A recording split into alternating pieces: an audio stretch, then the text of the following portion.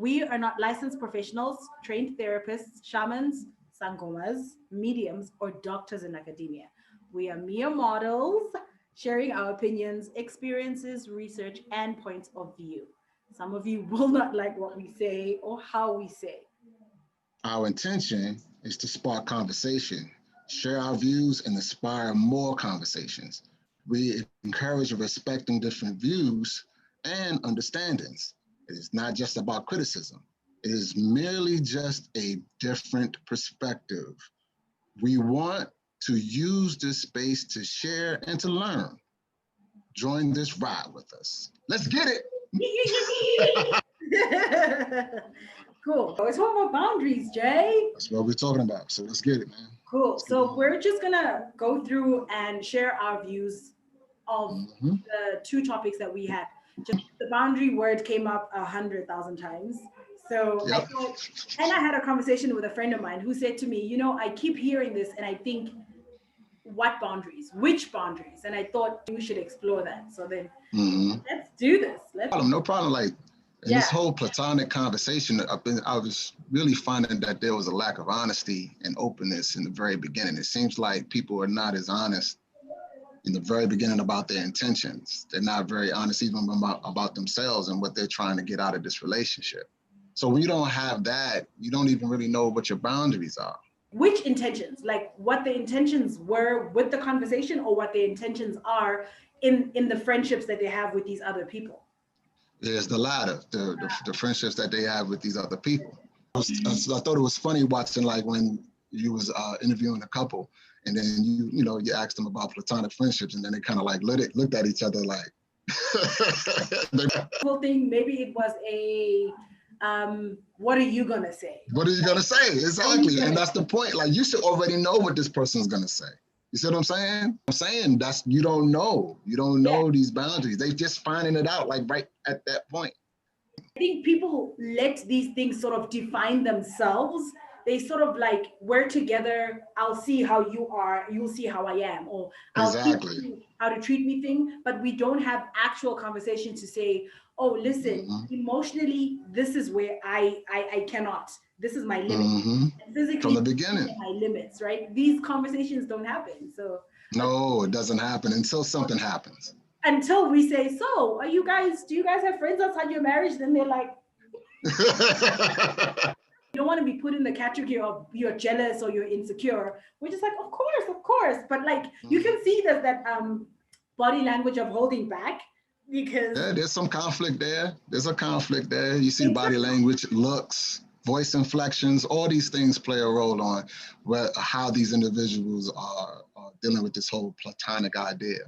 You know, it's a funny thing to watch. Can I just read the definition that I found? Yeah, go right ahead. Put plainly, boundaries are the line between where I end and you begin. And they also help us to know what the extents and limits are with others. Personal boundaries are how we teach people who we are and how we would like to be handled in relationships. Boundaries help you say, this is who I am. Yes. So I found it very interesting. I'll put the link to where I found this definition in the description box. Okay. I earlier when we spoke about this, you said it's coming from a very selfish point of view, because I heard a lot of eyes in that definition. A whole bunch of eyes. Just think about it from the perspective of a healthy relationship, right? Yes, you're trying to learn who you are in the beginning, and then yes, you learn some of your boundaries. But okay, now if you're talking about a relationship, now it's not about just who you are. It's about who the other person is too. So just like the one guy, he was talking about how he likes to have, he's kind of touchy-feely. He enjoys, hugs and stuff like that. His wife knows that. Right. But just because she knows that doesn't mean that she's cool with that. So is it healthy for her to explain that, let's just say hypothetically, that she wasn't really cool with that? And if she wasn't cool with that, to her, you overstepping boundaries. Now the question is, in this relationship, what do you do in that? Do you make the adjustment? Because you're talking about a relationship. It's not just about, well, she know who I am. What about I have to be okay with all your demons and all your Nah. beauties and beauty marks and stuff. I have to learn, oh, okay, so you've got these habits. Can I tolerate these? Are these bearable for me? And if I can't, Yes. I should be in a relationship where I'm free enough to be like, listen, your physical affection, I feel, crosses boundaries that are not comfortable with me, Yeah, without you exactly. having to say, oh, you're so jealous, oh, you're so, Exactly. yeah. And that goes to the point, one of the points that I was thinking about when we was having these conversations previously was there's a battle also that's going on between intellect and instinct. Mm-hmm. And that's not something that gets talked about a lot. Yeah. The woman is not, she's not just coming from a place of jealousy. She might not even be coming from a place of jealousy. She's coming from a place of instinct, of protection, mate guarding. You know what I'm saying? Trying to keep the potential of his resources going to other women. I need people to understand that when we say difference between intellect and instinct, by intellect we mean using your mind and to reason and make a logical decision. And by Mm-hmm. instinct you mean the human innate nature that's built into our biological bodies because we're animals. 100% that. And it's also included in your gut. Like part of your mental is also in your stomach, in your gut, in your stomach line. Everything up in here also has neurons too. All of these things are interconnected. And a Yeah, lot of the times when they would say trust your gut, yeah, there's a reason for that. yeah, Because there is an instinct that goes into this whole thing that controls you outside of just the intellect. And those two things are constantly at war at one another, especially when you're dealing with certain particular things like relationships, like platonic relationships. yeah, So when they sitting back and they talking about, hey, I feel this way when you're doing this, that doesn't necessarily mean that he's coming or she's coming from a place of jealousy. Sometimes it's just a visceral inside thing that just happens because they're trying to protect their life, their livelihood, and the livelihood of their DNA. yeah. I hate this example, but if we're dating and your friend is constantly calling, oh, Jay, I've moved house, please help me move my house, and I say it's whatever, I don't need the car, you're using help her move the house, and then she's fixing her lights, oh, I can't fit the lights, you're constantly helping this girl get her shit together until I get to a point where I'm like, yo, man, fam, it's been 3 weekends straight that you're not home. And it's not like we have plans. It's about now you're taking your resources out of our space. I want people to be blanketing it with jealousy. Your need. Yeah, to me, that is utilized as a weapon sometimes to get people to not trust what's going on within their own selves. Yeah. Because that's the bottom line. Like that person is not doing that because they just want to make your life miserable. They're doing that because they just so happen to be this thing called a human being. I might be jealous, but you really aren't really jealous. You're protective. Yeah. So I think another thing that is crucial in understanding boundaries is understanding yourself. So, like you're Yes. just saying, you need to be self-aware. You need to understand what your limitations are, what you can Mm-hmm. take, what you can't take. And it's not just emotionally only, it's physically, it's mentally, it's personally, because it goes outside of the friendship thing. Even in family, you have family members that are always like, Yeah. oh, I need $100. There are boundaries that you can draw with those people to be like, I'm gonna need you when you get your Mm-hmm. check to do a Yeah. budget so that Yeah. every month end you're not knocking at my door when we're both getting, you know. But the thing also too is we have to recognize the fact that boundaries is all around us in all aspects of our lives. For some reason, when we get to these relationships and platonic situations, sometimes we try to make it seem like there aren't any boundaries. We want to be free, Jay. We want to be Yeah, free. Like, don't but hold me you back. Why you but putting you me in can't a be position? free. But you can't be free without boundaries, and that's the thing about human beings. We cannot be free without boundaries. That's why we need them. We need boundaries so that we can flow freely. If it wasn't for the boundaries of the road and having lines, we would be in chaos and no one would be free. That's the whole point about human nature. And when you understand that, then you are more accepting of the fact that there are boundaries that exist. Because then you'd be like, yeah, this is also part of me having freedom. Yeah, we talk about this a lot. Everything comes at a cost. This is just one of those things. So you can't want to be in a space with someone else and you want to behave like that someone else is not there. Like they are Yep, not affected by your choices and your decisions. I want to be in a relationship, but I also want to be free. I'm just like, exactly. can't have it all. You can't have it both No, ways, bro. You can't. no, And no, no, not to no. say you can't go out, socialize, have friends. By all means, have these friends, do your thing, but moderation, moderation. Okay, yeah, yeah, yeah, yeah, Yes, yeah. because Okay, it speaks that to makes sense. you're considering my time and what I need from you and all the Yeah, other things that you have to do.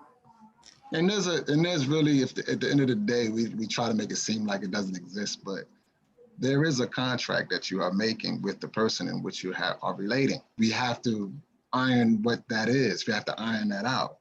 You know, what are the limitations? What are the By boundaries? having these This is what conversations and is not what this. expecting those limitations to just manifest. But we operate in that manner. We really do, and then we find out a lot of things too late. People end up having certain things like children. You know what? As soon as you said that, I thought, you know what? Even sexually, people do this Mm, where he's amazing at the beginning, and then, the more you get to know someone, you let your guard down, right? Now I start to do things that we haven't discussed, and this right. goes into consent. But like, if we don't I know have what you mean. conversations about what I like, what I prefer, what I can and cannot tolerate in these personal spaces, these things happen where you hear people say, this dude did this thing and didn't even ask me, or he put his thing in my face, and you know what I mean. Right. But you don't talk. You need to communicate these things. That's right. It's conversations that a lot of us haven't learned. Are these We, difficult to have though? Like if they're not difficult to have. I don't agree. I think it's definitely much easier to have, but you have to be honest and you have to be open. You have to be willing to go through the uncomfortable conversations. So most of the time, people don't want to go through that in a conversation about what are the limitations, the things that I am willing to do, the things I'm not willing to do. No, it's usually just like how we operate in sex is how we operate in the world and how we operate with one another. We want to feel good most of the time. yeah, And that is what kind of hinders us from getting to a certain level of the relationship. We love that beginning infatuation that stage. high, that euphoria, yeah, it's addictive. Yes, it is. But that is it's meant for it to only last for a second and then die out because there's bigger and better things that come after that. Yeah, We don't see that because we're so addicted to the dopamine that happens when we're in that stage. So then when you try to, once you start moving outside that stage into the stage where you start to really can be able to build, because you go from infatuation to legacy building. yeah. And And in then between all of that is there should be a multitude of conversation and in between readjustments and uncomfortable moments. And we've agreed on this. We've achieved point B. Now let's move on to point C. But people don't want to work. They want no, they don't want to work. the It's happy. much easier to stay in that, and it's much easier to restart and hook up with another person and go through that first stage again. There's a whole song. It's called The Newness by Music Soul Child that talks to this. The newness is so beautiful. It's so Mm, addictive. It's not everything. It's literally no, a small stage right at the beginning. it's And very small stage. It has no real value except the feeling at the moment. so Yeah. in one of the videos, Lindy said she has an issue with the girls taking the front seat in her boyfriend's car. Yep. What is that? Hmm. Is that not defining a boundary? Is that not saying to the guy, I don't like this thing? Or are we simply just now projecting and saying, I don't like how it makes me feel? But I mean, it's happening outside of our space. It's in his car. Exactly. I Hmm. may not even be there, but I don't like this thing. Is that a control thing or is it a boundary thing? Because, like, I think the lines are blurred there for me. Yeah, of course the lines are blurred. I think it might be a control thing based on the action of the situation. So it's a boundary thing, I think, when the person just goes ahead and sit in the back and try to, get the chance to talk to the person afterwards about their boundaries. Mm-hmm. And it's a control thing when the person is upset and telling the other, I sit in the front. and they and I'm telling you what to do. Telling you I'm going to sit in the front, and they go sit in the front regardless of the situation. That person coming from the controlling aspect of it. Calling at 2 in the morning thing, or texting, like if you have a guy friend and you guys are just texting all day, all night. What is that? And let's say I'm the partner to this dude. And like, yo, your friend, you guys are talking all day. What are you talking about? Like, I don't like that. Is that a control thing or is that a boundary thing? Reaction is going to tell the story. The reaction is going to show whether it's controlling or it's just a boundary thing. So if you use the text thing and you're talking about calling and talking all types of night, and then the person comes over and wait till the next day, and they want to talk about, hey, you know, I've noticed this particular situation that's going on with the texting and the calling every night. We need to discuss this because it's not making me, you know, I'm not very comfortable with that. That's a boundary situation.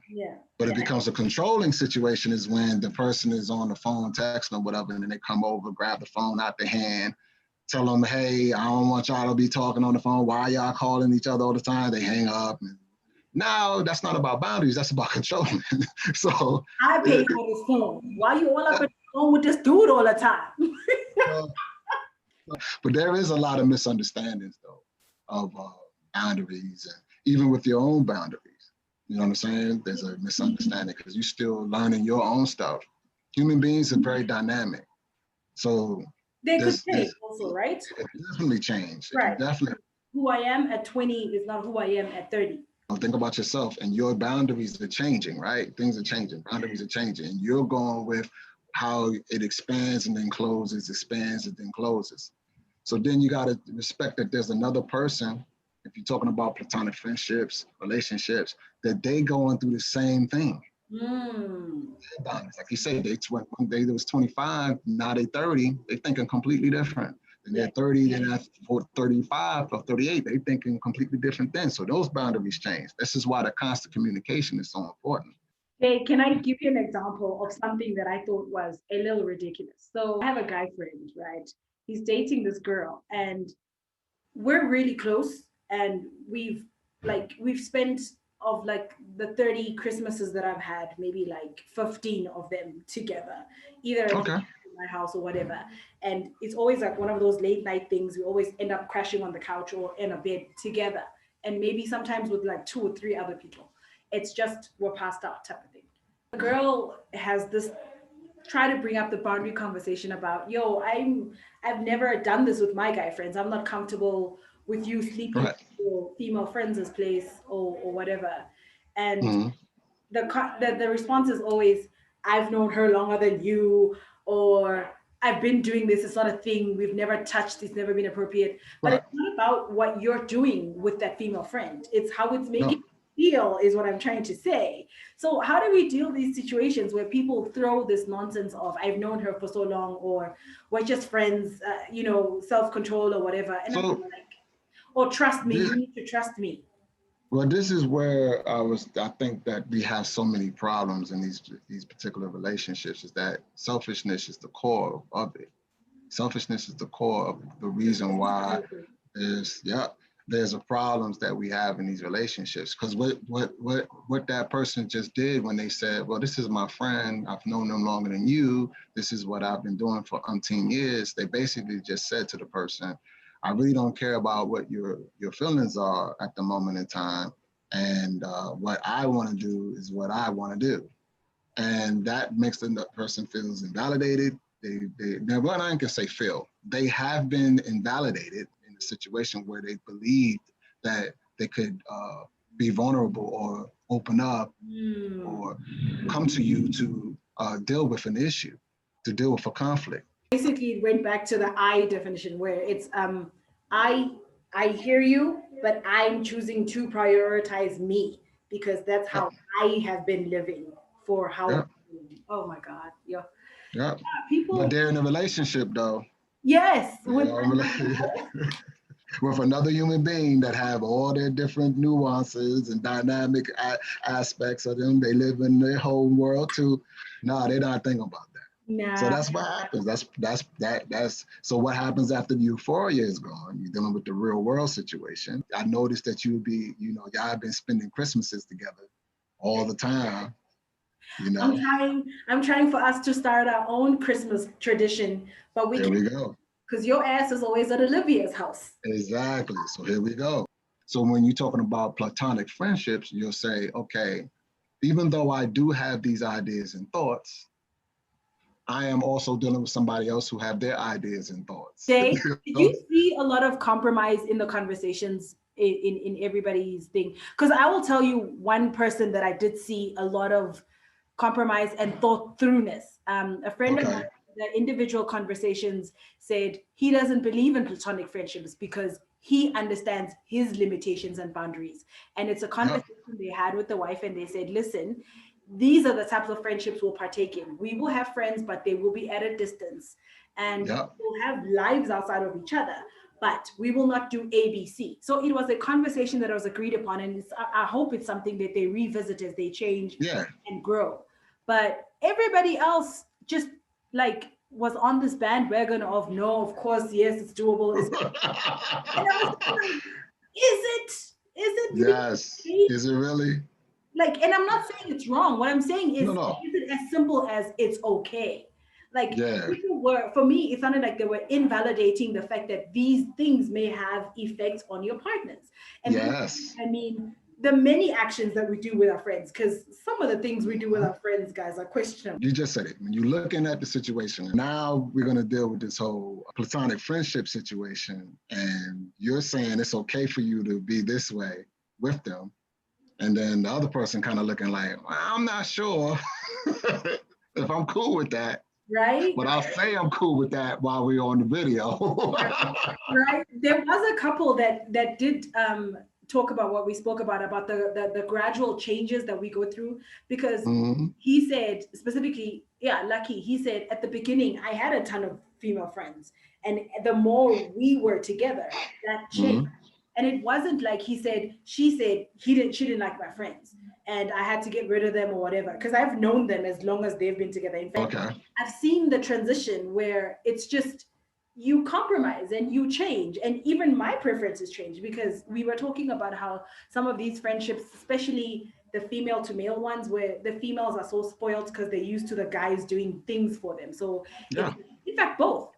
Where the guys also use the females for like therapy, you know. Yeah, I got that. They're sitting back having conversations. I don't know who else to talk to about this, because guys, like, we still live in a world where guys don't confide in each other. They're not free to be vulnerable with each other. So they'll call me and he'll tell me his deepest, darkest problems.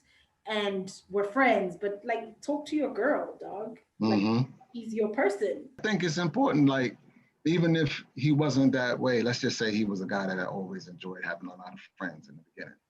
And as time went on, as he was getting to build with his wife, he started to understand what the importance of legacy was.